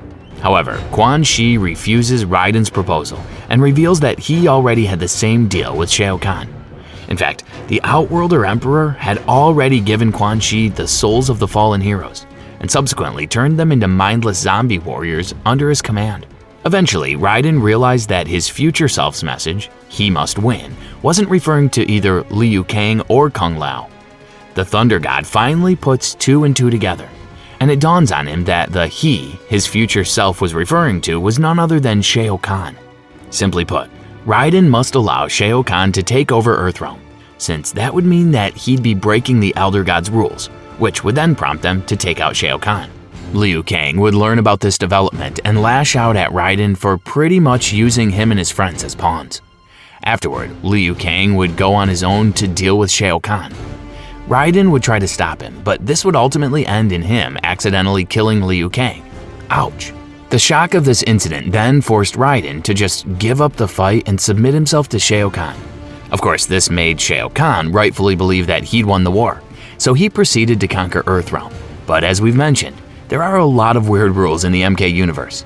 And this move was in clear violation of those rules, since Shao Kahn has fully conquered Earthrealm without winning 10 consecutive Mortal Kombat tournaments. As such, the Elder Gods were now free to intervene. They did so by giving Raiden his own power boost, which the Thunder God then used to take out the Outworlder Emperor. In the aftermath, Raiden, Sonya, and Johnny would link up to try and rebuild everything that was destroyed during the war. Unknown to them, Quan Chi was still around, squirming and scheming his next move. More interestingly, we find out that Quan Chi is a loyal servant of Shinnok in this new reality, instead of the weasel he was during the original timeline. On top of that, Shinnok's place in the MK universe was also revamped here, as we find out that he's a banished Elder God of Darkness in this new world. Shinnok would then reveal that Shao Kahn's defeat and the demise of most of Earthrealm's champions were all part of his own grand scheme. To Shinnok, conquering one realm was not enough. He had to catch them all. Mortal Kombat 10. In the next 2 years following the events of MK9, the Earthrealm would achieve a degree of relative peace. However, as these stories go, peace is short-lived, and bloody times are bound to be back. Soon, Shinnok made his first move against the entire Mortal Kombat world order when he sent out his armies to wreak havoc on Earthrealm. And if you were wondering about those zombified versions of the fallen champions Quan Chi created in Mortal Kombat 9, well, it is no surprise to discover that they've been added to Shinnok's unholy ranks. On the bright side, although Earthrealm's heroes are few and far between, those left standing such as Johnny Cage, Sonya Blade, and a telekinetic blind Japanese swordsman named Ken Shi were able to fend off Shinnok's forces. Right after that, the trio would head over to a sacred spot called the Jinsai Chamber, a place where Earthrealm's life energy comes from. There, they'd link up with Raiden and Fujin, only to witness the two gods in a heated battle against Shinnok himself. Now, it's been a long time coming, but if you're a Johnny Cage fan, then you'd be absolutely thrilled to find out that he is this storyline's main guy. It all started when Shinnok spotted Sonya and attempted to take her out. Johnny quickly jumped in, which resulted in the action star awakening super martial arts powers within himself. He then used these newfound abilities to fight Shinnok to a stalemate until Raiden was able to grab his amulet and trap him within it. This tactic worked, and Shinnok was successfully dealt with. However, Earthrealm's champions' troubles weren't over just yet. That's because in the middle of their heated confrontation with Shinnok, his lackey Quan Chi was able to escape. So Johnny, Sonya, and Raiden would head over to the Netherrealm to find the sorcerer. Unfortunately, this meeting would also end with Quan Chi escaping. On the bright side, our heroes were able to bring Sub-Zero, Scorpion, and Jax back into the fold with a bit of magical mumbo-jumbo from Quan Chi. So it was a huge W for the good boys. So again, their world would experience a degree of peace in the coming years. For one, Johnny and Sonya married each other and had a daughter named Cassie. Sadly though, the two would also end up having a divorce sometime after that. More importantly, Mortal Kombat 10 also saw Sub-Zero and Scorpion finally squashing their long-standing beef. It all happened when Sub-Zero managed to take control of the Lin Kuei clan after taking down its former head, Sector. And it was by scrounging through Sector's memory banks that Sub-Zero was able to show Scorpion the truth, that it was Quan Chi who was behind the eradication of his clan and his wife and child. And speaking of Scorpion, he would re-establish the Shirai Ryu during this period as well. Not only that, but he dropped the Scorpion moniker for a time and instead went by his original name, Hanzo Hasashi. We then moved the clock forward a couple of decades to see a younger generation of heroes come to the forefront. This new group was made up of Cassie Cage, Jax's daughter, Jackie Briggs, Kung Jin, Kung Lao's nephew, and Takeda Takahashi, who happened to be Ken Shi's nephew and Sub-Zero's protege. This crew would then be sent to Outworld on a mission to intervene in a brewing civil war between the realm's current ruler, Kotal Khan, and its former empress, Mileena. You see, Mileena had been planning to regain power on Outworld by working with the classic MK criminal Kano, who was then tasked with securing Shinnok's amulet for her to be used in her fight against Kotal Khan. And just to give you a bit of context, Kotal Khan might not be your traditional good guy, but at least he's the type of ruler who was willing to honor a ceasefire between Outworld and Earthrealm. In any case, the story goes that Sonya Blade managed to get the jump on Kano, who then told her about Mileena's current whereabouts. Sonya would then relay this information to Cassie's crew, and they joined forces with Kotal Khan to retrieve Shinnok's amulet. In the aftermath, Kotal would sentence Mileena to death, ending the civil war in Outworld. However, it was also at this point that Kotal decided to screw over Earthrealm by taking Cassie and her group hostage and keeping the amulet for himself, thinking that Earthrealm didn't have the capability to properly guard the powerful artifact. But then it came to light that Kotal Khan's right-hand woman, Devora, was a spy working for none other than Quan Chi. Devora would steal the amulet from Kotal, and this event would prompt Cassie and her crew to escape Outworld so that they could notify Earthrealm about this development. After learning about Devora's treachery, Jax and Ken Shi would then go on a mission to the Netherrealm to deal with Quan Chi. There, they were aided by Quan Chi's former head assassin, Serena. So after some battling, our heroes were able to nab Quan Chi and send him to an internment camp on Earthrealm. However, more trouble ensued when Scorpion and his clan caught wind of Quan Chi's arrival on Earthrealm. And as we already know by now, Scorpion isn't the type of guy who lets bygones be bygones. Still understandably vengeful from everything Quan Chi had done to his clan and family, Scorpion and his men would attempt to assassinate the sorcerer, even if it meant going against his former allies. Well, suffice it to say that Scorpion got what he wanted, as he was literally able to take Quan Chi's head after their confrontation. The problem was that D'Vorah intervened just in time for Quan Chi to perform a spell that released Shinnok from his prison.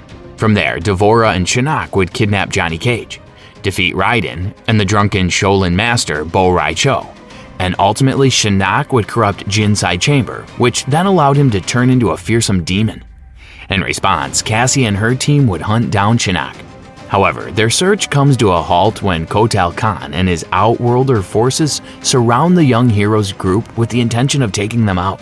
You see, Kotal might be kind of a scumbag, but he really does care for Outworld. As such, he believed that eliminating Cassie and her group would help him get on Shinnok's good side, which would then allow him to mobilize Outworld for a war against him. Kotal Khan's plan didn't come to fruition though, as Sub-Zero and the Lin Kuei clan joined the fray, rescued Cassie's group, and fended off Outworld's armies. Afterward, Cassie would locate her dad inside the Jinsai Chamber and witness D'Vorah giving Johnny, well, let's just say a bit of pointed interrogation. The shock of seeing her dad getting absolutely dunked on allowed Cassie to awaken the same supernatural abilities she inherited from Johnny. Cassie then beat the daylights out of Shinnok using these abilities. At the same time, Raiden would use his powers to remove the corruption that Shinnok brought upon the Jinsai Chamber. And like a couple of downed Scooby-Doo criminals, Shinnok and D'Vorah are arrested by Earthrealm's forces. Not long after that, we discover that Raiden had gained possession of Shinnok's amulet. However, we also find out that he had been corrupted by the same curse Shinnok placed on the Jinsai Chamber when he tried to cleanse it. The hits just keep on coming too, as we also get the reveal that the zombified versions of Kitana and Liu Kang had become Netherrealm's newest rulers. Yeah, it got pretty wild. In any case, Raiden might be corrupted, but he still remained loyal to Earthrealm. This became apparent when he showed up in front of Liu Kang and Kitana to warn them that anyone who messed with Earthrealm would experience a fate worse than death. And just to drive the point home, Raiden presented the Netherrealm rulers Shinnok's head as an example. Mortal Kombat 11. Now, Raiden's corruption was so extensive that it went beyond just a dark aesthetic glow-up. Raiden had pretty much turned into this lethal protector closer to someone like Marvel's Punisher than an honest good guy.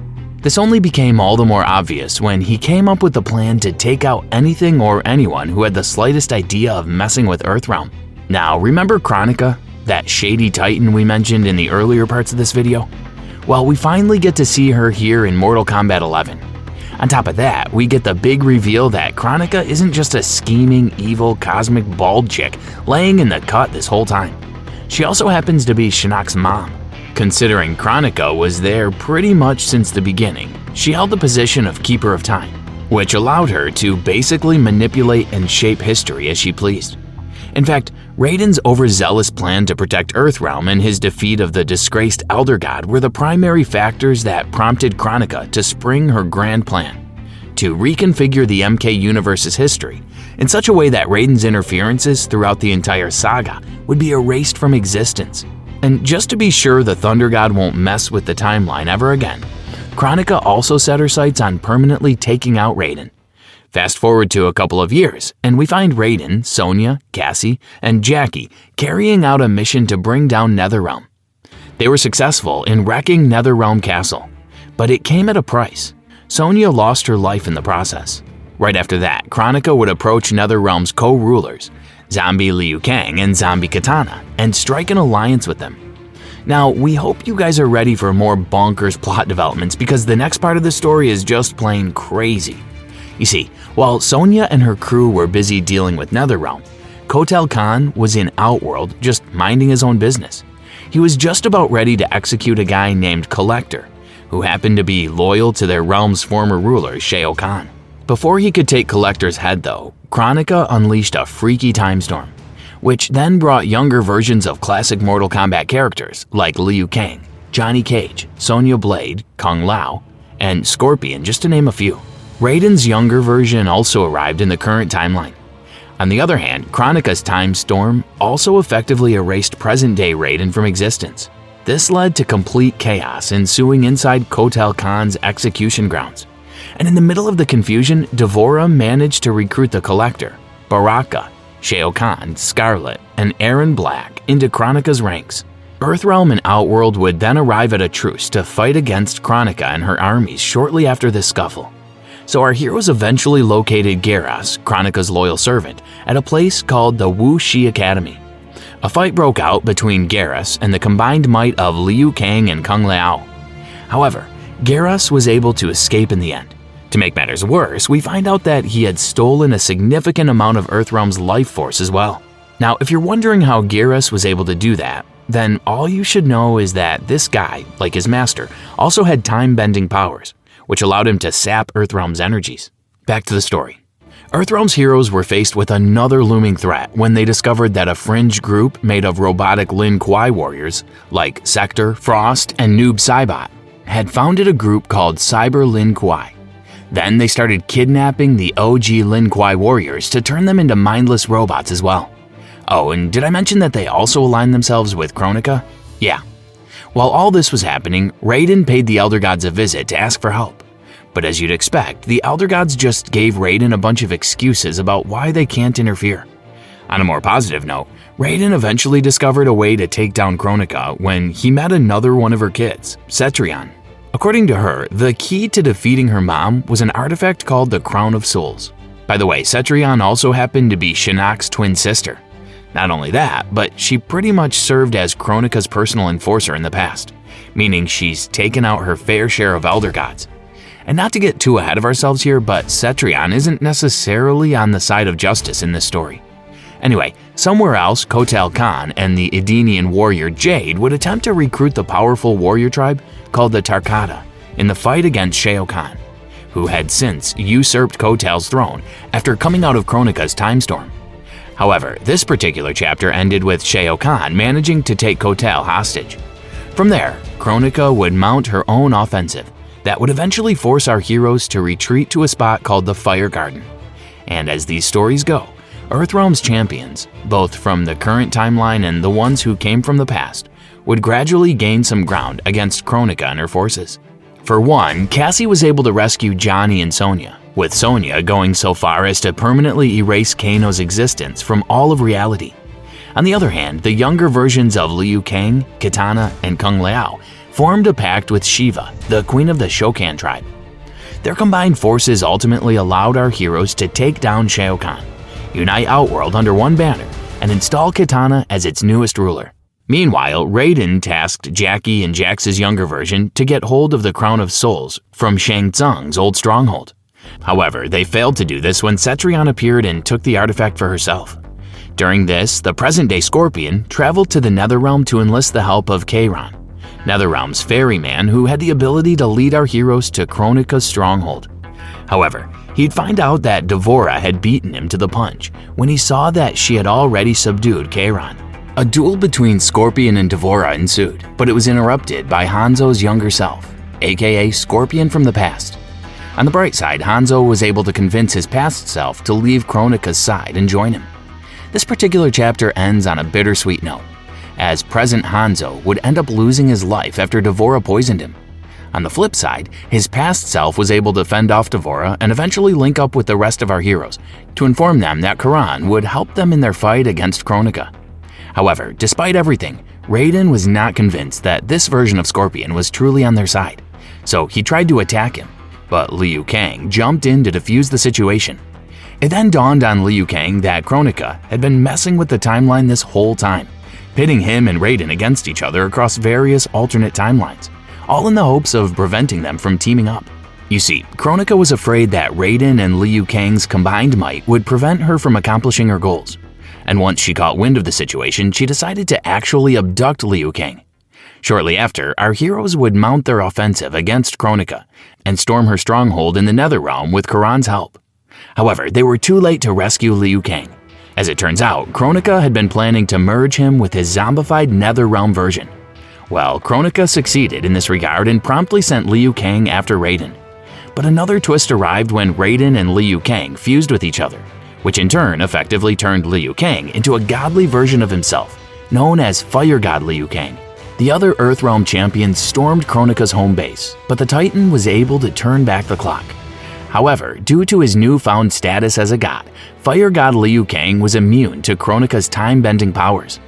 This allowed him to continue duking it out with their enemies, promptly defeating Centurion and the zombified MK warriors in the process. Right after that, Kronika sucked out Centurion's soul, which allowed her to gain enough power to rewind time back to the beginning of the universe. This, in turn, pretty much did a hard reset on Mortal Kombat's entire history. However, Fire God Liu Kang ended up tussling with Kronika in one last climactic battle. Now, Mortal Kombat 11 has 3 endings, which fits the whole time-bending themes that the series has been going for. But as far as canonicity goes, the quote-unquote true ending of the story saw Liu Kang take out Kronika and destroy the Crown of Souls. Shortly after that, the Fire God would meet a mortal version of Raiden, who then pledged to be Liu Kang's advisor. Make no mistake though, this saga is not at its end just yet. Mortal Kombat 11 Aftermath. Not long after Kronika's downfall, Fire God Liu Kang and Raiden would try to use the Titan's hourglass in order to set the course of history back to the way they knew it. However, just before they could proceed to do this, Fujin, Shang Tsung, and Nightwolf emerged from a portal and approached the Fire God and Raiden. We find out that Kronika had trapped the trio in a void outside of space and time after they refused to join her side. More importantly, Shang Tsung informed the two that if they tried to use Kronika's hourglass within the Crown of Souls, they would just end up destroying the whole reality. So Shang Tsung, Fujin, and Nightwolf volunteered to travel to the past and steal the artifact before Centurion could grab it. Raiden and the Fire God reluctantly agreed to this, and the trio are sent off to their mission. Fujin, Shang Tsung, and Nightwolf then found themselves in Outworld, just as Kitana and Shao Kahn were about to have their fateful duel. Eventually, Shang Tsung would tell his companions that they needed the help of Edenia's late queen Sindel to get past Cetrion. Now, Sindel at this point had been turned into one of Quan Chi's zombified warriors. So to properly revive her, Shang Tsung had to pull some strings along with some help from Shiva and a place called the Soul Chamber. Long story short, Sindel was brought back to life properly this time. Afterward, they would travel to Shang Tsung's old stronghold, and as he had planned, Sindel was able to take down Cetrion, which allowed their group to retrieve the Crown of Souls. Kronika would also try to get back her artifact, but she'd end up being driven away instead.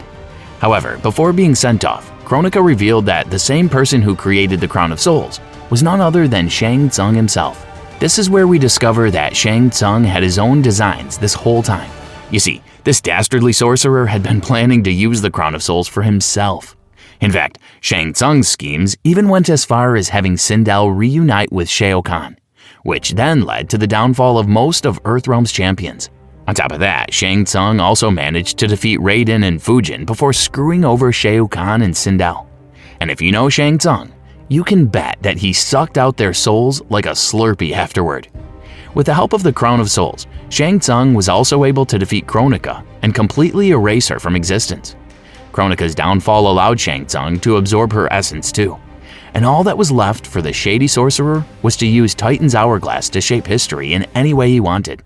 However, in yet another twist, Shang Tsung found out that he too was being played all along. As it turns out, Fire God Liu Kang knew about Shang Tsung's plans the whole time. The only reason he agreed to send him to the past was because he was aware that Shang Tsung was the only person in all of existence who could take down Kronika. Now, as is Mortal Kombat tradition, this story also has multiple endings. On one hand, Shang Tsung won his final battle with Liu Kang, which then allowed him to absorb the Fire God's essence and turn himself into a Titan. In another alternative ending, Liu Kang was actually able to take out Shang Tsung and, like Kronika, erase his existence from all of reality.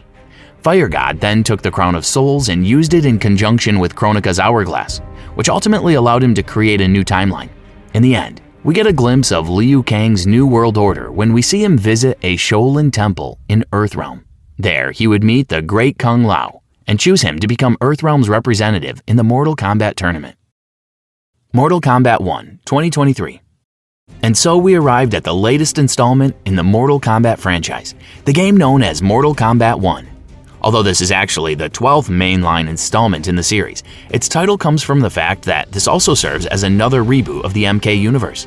As we go along, you'll see a lot of changes to the status quo of various characters, as well as newcomers to the series. Here we find out that Fire God Liu Kang had immediately given custody of Kronika's hourglass to her old servant, Geras. After that, the Fire God decided to head over to Earthrealm and become its guardian. Basically, Liu Kang became this new timeline's Raiden. From there, Liu Kang managed to reach a degree of peace between Earthrealm and Outworld in exchange for continuing the age-old tradition of Mortal Kombat. Fast forward to the present, and we discover that Shang Tsung isn't the powerful sorcerer he once was. Instead, he has become a powerless, regular Outworld citizen who sells snake oil on the streets. However, a shady individual who calls herself Damashi approaches Shang Tsung one day and tells him that he's destined to become a powerful mystic. Somewhere else, Liu Kang prepares for another Mortal Kombat tournament by recruiting champions to represent Earthrealm. These include Johnny Cage, a washed-up action star, an ex-Yakuza member named Kenshi, and a couple of Shaolin farmers named Kung Lao and Raiden. The Mortal Kombat tournament goes swimmingly, and Raiden ends up becoming the event's champ. Soon enough, Geras catches wind that not only has Shang Tsung rediscovered his magical abilities, but he has also started working as an advisor for Outworld's current ruler, Queen Sindel. So he relayed this information to Liu Kang. In response, the Fire God sent out Johnny, Kenshi, and Kung Lao to Outworld so that they could keep an eye on Shang Tsung. The three warriors arrive at the wastelands of Outworld, a place populated by a tribe of people infected by the Tarkat virus, Tarkatans. Here, our heroes would witness Shang Tsung experimenting on the tribe leader, Baraka, in hopes of infecting Sindel's daughter, Melina, with the same virus. Johnny, Kenshi, and Kung Lao would rescue Baraka, but Shang Tsung is able to escape. On the other hand, Baraka helped the three warriors locate Shang Tsung's secret lair, just in time to save Melina from getting infected. Curiously, Melina lunges at our heroes and even manages to blind Kenshi. The plot thickens when we find out that Shang Tsung is actually trying to craft a serum that would help Melina suppress the Tarkat virus already coursing through her body. During this encounter, Melina's younger twin sister, Princess Katana, and Outworlder General Shao, arrive on the scene and take our heroes into custody. Unknown to anyone else, Shang Tsung is already working behind the scenes with another sorcerer, Quan Chi. Johnny, Kenshi, Baraka, and Kung Lao are then sent to Outworld's dungeons called the Flesh Pits. There they would meet and start working with a few other prisoners, such as Syzoth, aka Reptile, who is a shape-shifting warrior from the reptilian race known as the Zatarans. The quartet would manage to escape captivity and meet Ashra soon after. Ashra is a demon from the Netherrealm who had grown tired of, well, being evil. She wanted nothing more than to redeem herself, which pretty much turned her into an outcast in the eyes of her people. It's because of Ashra that Johnny and his group are able to find out that Quan Chi is creating powerful weapons that could absorb and harvest souls en masse. Shortly after that, the group would locate Quan Chi's hideout where they fight Ashra's fellow demon sisters and one of Quan Chi's ungodly creations, Ermac, an undead creature made of souls he has stolen. In the end, our heroes are able to take out Ermac and Quan Chi. In addition to that, they're able to take down one of the sorcerer's soul harvesters. Afterward, Baraka would be sent to Earthrealm to let Fire God Liu Kang know about Shang Tsung and Quan Chi's schemes. Now, let's go off topic a bit because there's one thing in this new timeline that you need to be aware of. In this reality, Sub-Zero and Scorpion are just a couple of rivals who hate each other's guts. Instead, they're biological brothers. Specifically, the Sub-Zero of this new reality is the original one, Bai Han. On the other hand, Scorpion isn't Hanzo. Instead, the role is filled by Kuai Liang, Bai Han's younger brother. They also have a third adopted bro, Smoke, aka Thomas Verbata. That said, Liu Kang would then approach these three Lin Kuai warriors and give them a couple of important missions. One, they're tasked with destroying any and all soul harvesters they could find. And two, they have to nab Shang Tsung and bring him to Liu Kang. Their quest ends in disaster when Sub-Zero betrays his brothers after Shang Tsung promises him control of Outworld's dragon army. And as if that wasn't enough, Sub-Zero also revealed that he assassinated their father in order to quicken his rise as Grand Master of the clan. This act of treachery makes Scorpion and Smoke denounce their ties to their clan and are forced to retreat after this. Elsewhere, Geras would discover that although he doesn't know exactly who Damashi is, he does know that she comes from an alternate timeline. Of course, Geras would relay all of this to Liu Kang.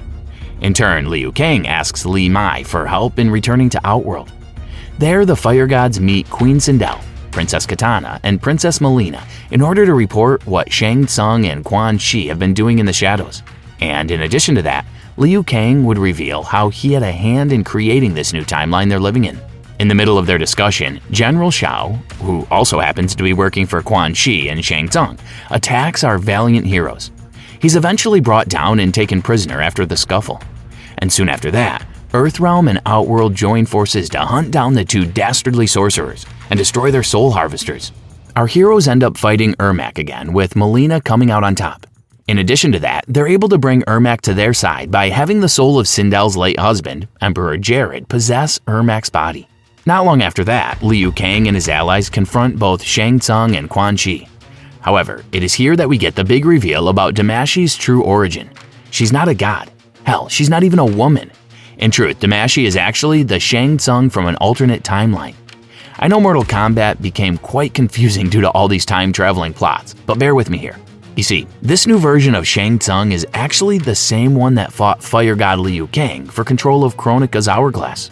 It turns out that their fateful duel resulted in a crack within the fabric of space and time, which then allowed this version of Shang Tsung to continue surviving in a separate timeline. It's also important to remember that this particular Shang Tsung was the same one who defeated both Kronika and Liu Kang, which then allowed him to become a Titan. Now, as I mentioned earlier, that climactic fight that happened in Mortal Kombat 11's Aftermath expansion had two endings. And yeah, it seems both of them were canon somehow. In any case, this Titan Shang Tsung is pretty mad at Liu Kang. To be specific, he aims to merge his own timeline with the one that Fire God Liu Kang created. And after revealing his hand, Titan betrays his counterpart and Quan Chi before sending out his own timeline's champions to invade this reality. Our heroes fight Titan Shang Tsung's underlings and ultimately drive them away. However, Queen Sindel receives fatal wounds during the scuffle. Before passing, she appoints Melina to be Outworld's new empress. In the aftermath, Shang Tsung and our heroes would have no other choice but to band together in order to stop Titan Shang Tsung. Interestingly, we also discover from this reality's Shang Tsung that there are an unknown number of timelines present in the MK universe that not even his Titan counterpart knows about. This effectively turns the MK universe into a multiverse. Back to our story. We find out that Liu Kang didn't lose his powers as a Titan when he decided to hand over Kronika's hourglass to Geras. Instead, Geras tucked it away safely, knowing that Liu Kang might need it one day. Well, that day has arrived, as Liu Kang regains his Titan abilities in order to confront the evil Shang Tsung. In the meantime, the rest of our heroes deal with the invading enemy hordes, such as the Dragon Army and some corporate warriors. With his Titan abilities, Liu Kang travels through various timelines to recruit champions who help him fight against Shang Tsung. On the other hand, Shang Tsung responds to this by summoning his own gang of champions, made up of evil versions of various MK characters. An all-out brawl ensues, and Liu Kang's team manages to take the win. He then uses his abilities to completely wipe out Titan Shang Tsung and the reality from which he comes from. Shortly after, Liu Kang would send his timeline-displaced allies to their respective home realities. Then he'd reunite with his own timeline's warriors for a victory lap. Here, we also find out that Liu Kang has started helping Smoke and Kuai Liang establish a new clan that would serve as Earthrealm's defenders, the Shirai Ryu. Everything seems to work out, or at least that's what it looks like at first glance, because as we soon find out, a version of the Chaos Realmer, Havoc, has just arrived in Liu Kang's timeline from his own reality within the MK multiverse. And what does he want? A good old-fashioned scrap with this world's warriors. No surprises there, at least. Mortal Kombat 1, Khaos Reigns.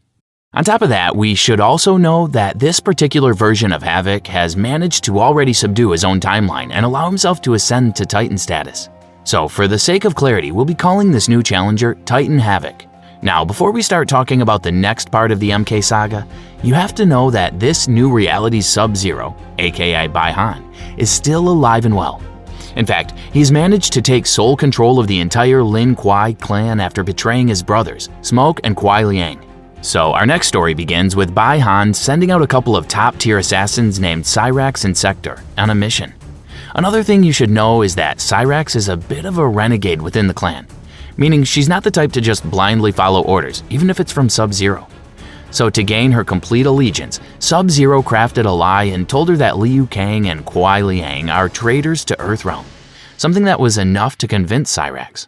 With that settled, Sub-Zero orders Sector, Cyrax, and a platoon of Lin Kuei ninjas to assassinate Kuai Liang, which they plan to do on Kuai Liang's wedding day. However, this doesn't go exactly as planned. That's because this event is also attended by the rest of Earthrealm's champions, such as Johnny and Raiden, just to name a couple. Although the Shirai Ryu ranks suffer not so insignificant losses in the skirmish, Kuai Liang and the rest of our heroes manage to fend them off. On the other hand, Harami, Kuai's wife, is able to defeat Cyrax in single combat. But when Sector tries to take out Harumi, we see just how much of an honorable warrior Cyrax really is, as she stops her senior from eliminating the bride. As she puts it, the Lin Kuei were only supposed to take out their targets. Anyone not named Kuai Liang or Liu Kang shouldn't be taken down along with them.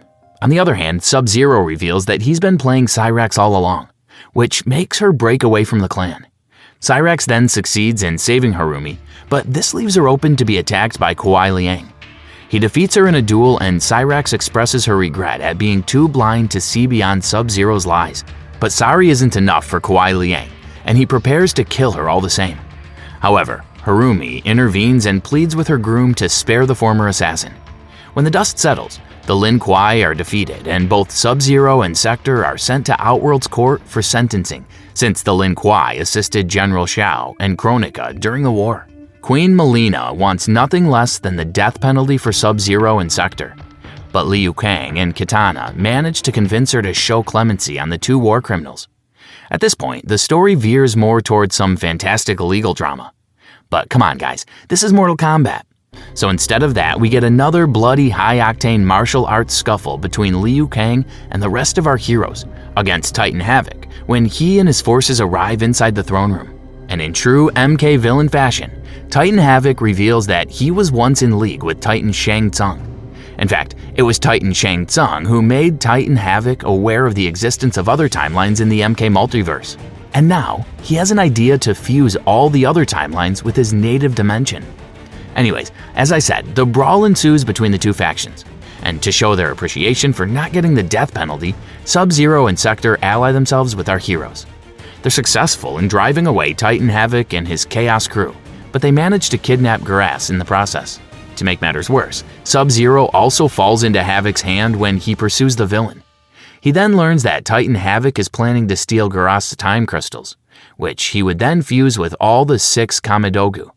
This will ultimately result in the destruction of the entire MK multiverse as we know it, which will then give Titan Havoc an opportunity to reshape it in his image. Afterward, Titan Havoc starts using Sub-Zero as his personal guinea pig and starts experimenting on him. Shortly after, Liu Kang and the rest of our heroes plan out how they're going to prevent Titan Havoc from getting what he wants. As much as the Fire Gods want to get in on the action, they agreed that it would be best for him and Mileena to stay in their dimension in case Titan Havoc returns. So he assigns Kuai Liang, Sector, and Cyrax to infiltrate Titan Havoc's timeline. The 3 warriors do as they're told and eventually meet a trio of allies who are part of a resistance movement against Titan Havoc. First, there's Lieutenant Colonel Jonathan Cage, an alternate version of Johnny who happens to be a Captain America ripoff. Then there's Rain and Tanya, the former rulers of Outworld. Now what you should know is that Liu Kang's timeline isn't the first dimension that Titan Havoc aims to absorb. In truth, he has already fused other timelines with his own, such as Lieutenant Colonel Cage and Rain and Tanya's respective home dimensions. So Kuai Liang, Cyrax, and Sector team up with these 3 timeline-displaced rebels. They eventually end up falling into a maze trap that Titan Havoc set for them. They eventually escape, but it comes at the cost of Rain's life. On the bright side, Tanya is able to strike up an alliance with another creature trapped inside the maze, the dragon Orin, who then helps them find a way out of the labyrinth. Ultimately, our heroes escape and make their way to Titan Havoc's stronghold. Upon arriving, our heroes are confronted by Sub-Zero, who has since been transformed by Titan Havoc into a chaos-powered warrior called Noob Saibot. But when all is said and done, our champions manage to accomplish each and every one of their missions, and then some. For one, they successfully save Geras and steal the Kamidogu from Titan Havoc's clutches. On top of that, they're able to bring back Noob Saibot to their home dimension in order to see if they could revert his transformation and turn him into Bai Han again. They then present Noob Saibot to Liu Kang, who uses his powers to try and cure him of his corruption. Liu Kang tells them that he doesn't have the ability to reverse Bai Han's condition, but he does sever the man's connection with Titan Havoc. Of course, the story is not over yet, and Titan Havoc isn't just going to let things slide. So it doesn't take long for him and his forces to mount a counterattack against Liu Kang's world. The ensuing battle allows Titan Havoc to get back the Kamidogu and use it to augment his already fearsome powers. Still, it's not enough to defeat our heroes, as Noob Saibot and Liu Kang's combined might prove enough to bring down the invader. Noob Saibot then has a duel with Titan Havoc and ends up giving him a beating of his life. Knowing that Titan Havoc cannot be left alive, Noob Saibot prepares to give him a good old-fashioned fatality. However, Liu Kang stops him from flatlining the villain. As he puts it, they don't know the extent to which Titan Havoc has fused himself with his original timeline. As such, taking him out might also lead to the destruction of his home dimension, eradicating millions, if not billions, of innocent lives. But Noob Saibot is one stubborn son of a gun. He doesn't listen and instead tries to attack Liu Kang. In response, Khaos uses his powers to put Noob Saibot in suspended animation. As for Titan Havoc, they condemn him to a fate even worse than death. To be specific, not only does he get his appendages chopped off, but they trap him somewhere called the Void, a place entirely separate from space and time, and one where Titan Havoc wouldn't be able to mess with MK Universe ever again. With the war over, Sector goes back to Lin Kuei after Liu Kang grants her the position as its new Grandmaster. He, Kuei Liang, and Khaos then take the suspended Noob Saibot to the Shirai Ryu clan's base of operations and vow to find a cure for his condition. Finally, Kuei Liang approaches Cyrax and absolves her of all her crimes, appointing her as one of the Shirai Ryu's newest Grandmasters. And there you have it, guys. That is the full chronological story of the Mortal Kombat series. With that said, I just want to say that I intentionally didn't cover the Mortal Kombat Special Forces title here for a number of reasons. One, it's absolutely terrible. And two, its story doesn't really affect the overarching mythos of the Mortal Kombat series. The long and short of it is that Jax hunts down the notorious criminal Kano. And that's it. The less said about this game, the better. Besides this, there are a few more titles we didn't cover today, as they aren't really considered canon. So, including them all would just make the entire thing messy. If you like this video, feel free to check out some of our other videos, and in the meantime, protect your soul and always remember, everything can be solved with Mortal Kombat!